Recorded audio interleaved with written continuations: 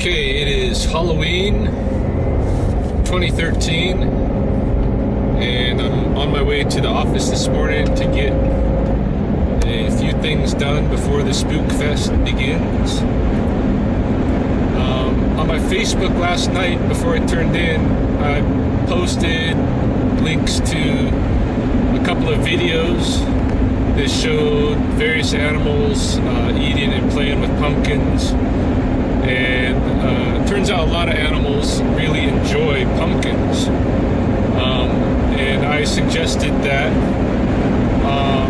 tomorrow morning, when the whole Halloween thing is over, that everybody should take their pumpkins and bring them out to some area where there's lots of animals and stuff, and leave them there for the animals to enjoy, because the animals will eat them, instead of just letting your jack-o'-lanterns go moldy on the front porch or whatever. If you don't already use them for pies and stuff like that yourself, then yeah, bring them out, offer them to the animals, and let the animals enjoy them. One of the comments that I got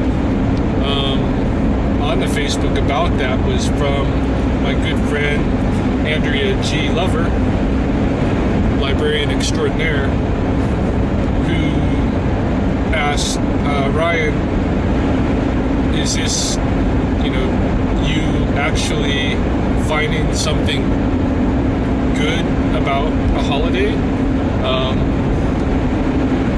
She and others are very used to seeing me disparage mainstream holidays on Facebook and elsewhere, and so took her by surprise that I should be saying something participatory. And in fact, in reality, I'm not. What I'm doing is I'm trying to repurpose an aspect of this holiday and shift it toward something that's more aligned with my interests. See, the thing is, I'm not against holidays. I'm not against ritual celebrations and all this thing. Quite the opposite.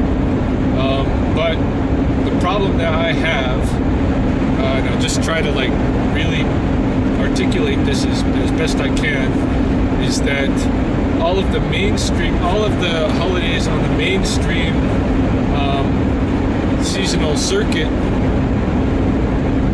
are either completely separated from the natural world already, or are pulling back from their connections to the phenological events that used to be celebrated, the phenological or seasonal events that used to be celebrated. I'll give you some examples. Christmas. Okay, Christmas is one of two mainstream holidays that I still see is connected to its original phenological event. That is the rebirth of the sun, S-U-N, after 4 days of death in the winter solstice. And so on the morning of the 25th would be the morning that we can see with the naked eye the sun beginning to come back toward the north again, rising more toward the north again. And so this was the celebration. Okay, the sun has been going south, south, south, and it died for 4 days. Now it's reborn and coming back toward us again. This is a big celebration because, of course, the sun brings with it all the life and vitality and all of that stuff. Winters are hard in the northern hemisphere, and so knowing that sun is on its way back is a big deal. So it's really a celebration of that life that's connected with the sun. And so you got the inclusion of evergreens and winter berries and all of these things that are also symbols of that life that are retained in the middle of what is really a harsh, hard winter reality. So Christmas, yeah, of course, it's been completely warped by the Catholic church originally, but by every single Christian kind of denomination sense, as being the birth of the S-O-N rather than the S-U-N, and that whole that whole personification,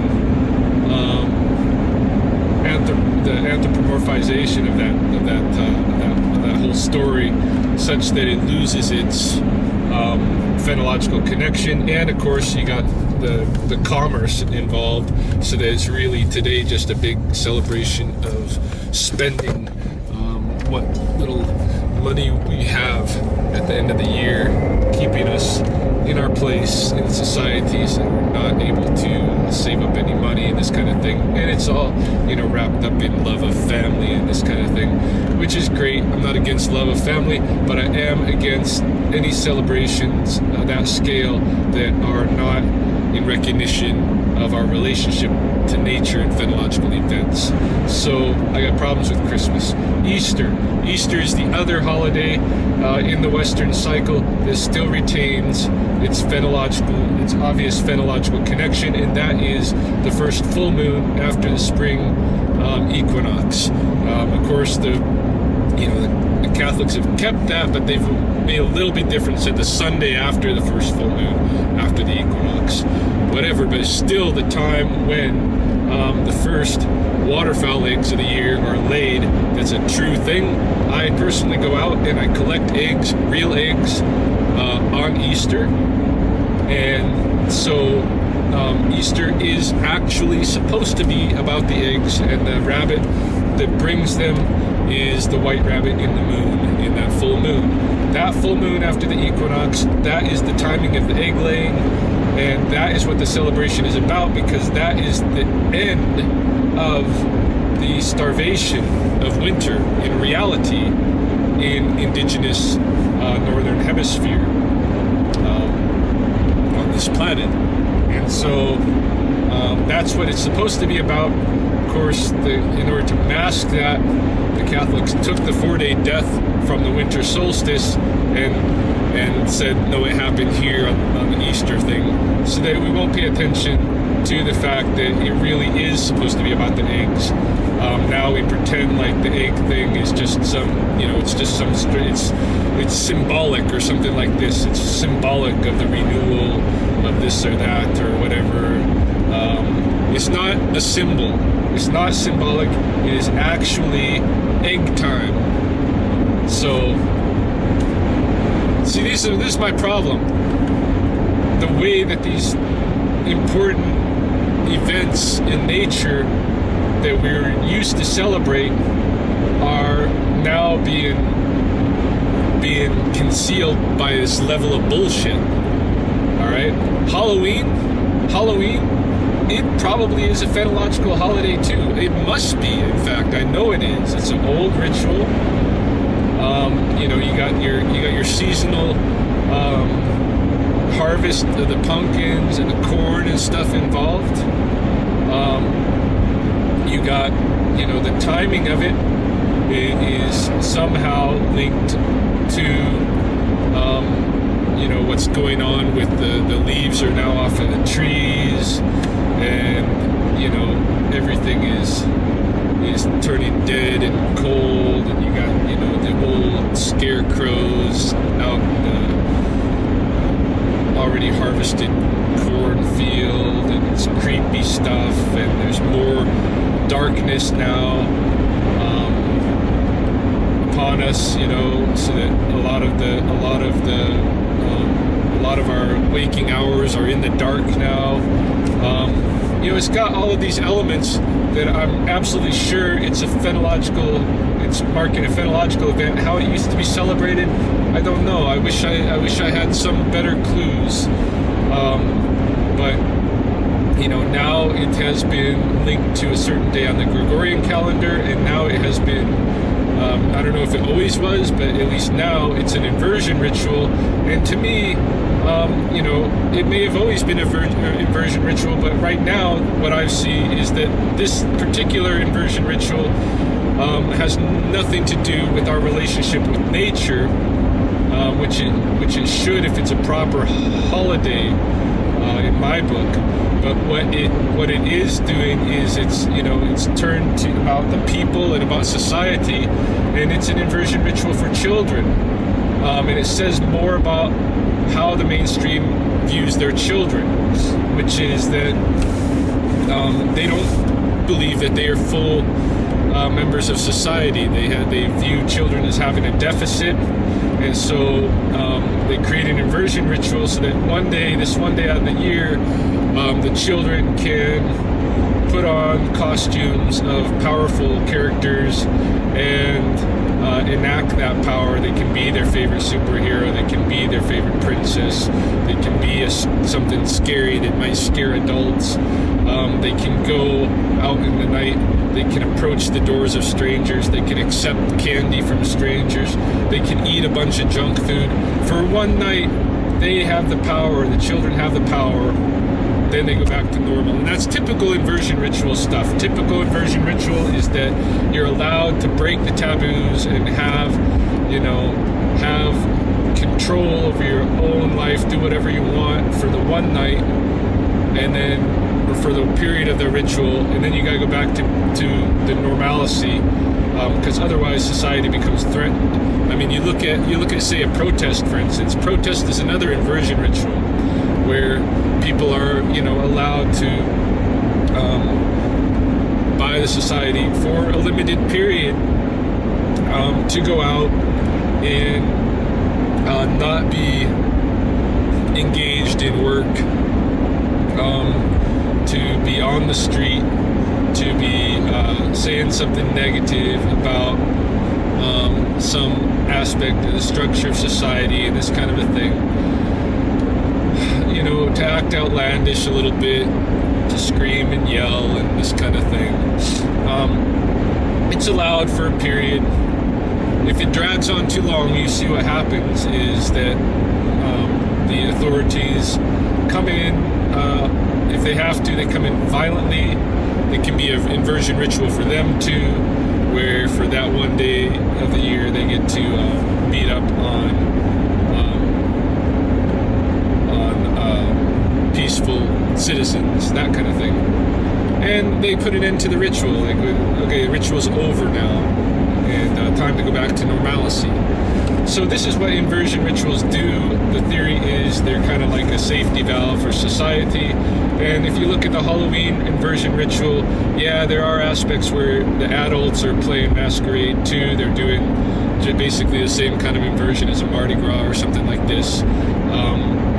But the main thing is for the children, and what it says is that the children are actually very powerless in mainstream society, are not considered to be really full, complete social members. So we're going to give them this holiday where they can pretend to have power and then go back to being children. So this is what it's about now. Unfortunately, I think that Halloween is definitely one of the old holidays that had a phenological connection. All of the other holidays on the Western Circuit have been recently created and have no phenological flavor at all. We got kind of celebrations of the nation, 4th of July, Canada Day, this kind of a thing.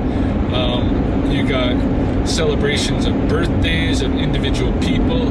You got celebrations that are linked to remembrances of political affairs, wars, tragic events, these kind of things. You got days that are associated with famous personages, Martin Luther King Day, Queen Victoria Day, these kind of things. It's all about people. It's all completely human-centric and has no index at all toward our relationship with nature. And to me, those holidays are just they just reveal so much about how the mainstream culture is not at all interested in our ecological relations, that they would create all of these holidays that have nothing to do. They're just about us, and have nothing to do with nature. And so to me, this is what I've got a problem with. This is what I got beef with. I don't like the way that this is, the direction that this is going, because we're pulling back further and further and further from any kind of ritual recognition of our interdependence with nature.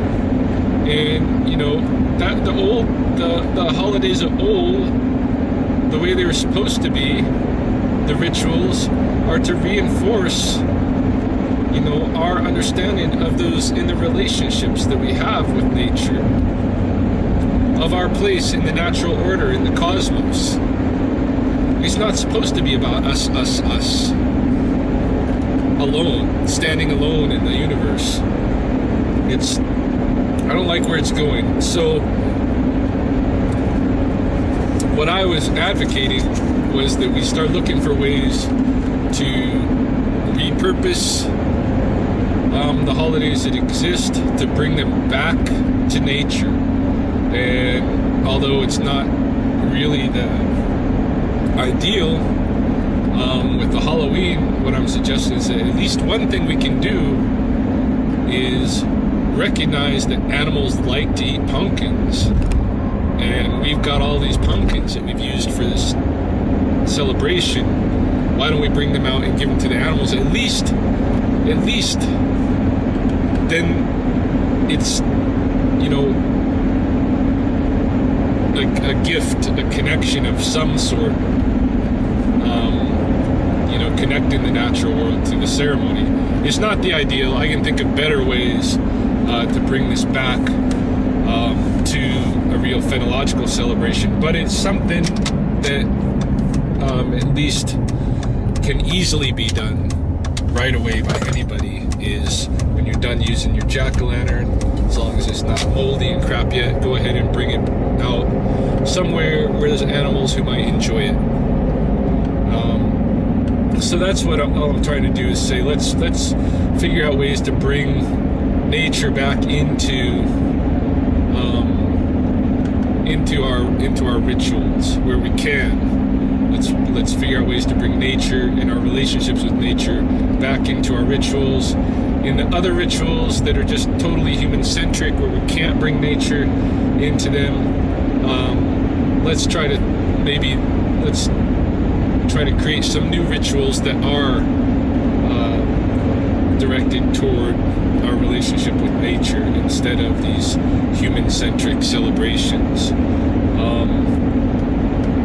You know, and let's try to understand the phenological connections of those larger, older rituals like Christmas, like Easter, like Halloween, that we can still get back to the real original purpose of the celebration. We can still bring that in and recognize it. Let's do that. So these are the kind of things I'm advocating for. I'm not against ritual. I'm not against celebration. I'm against the way that this culture is pulling back from any kind of ritual reinforcement of our relationship as natural beings within this ecology where we live.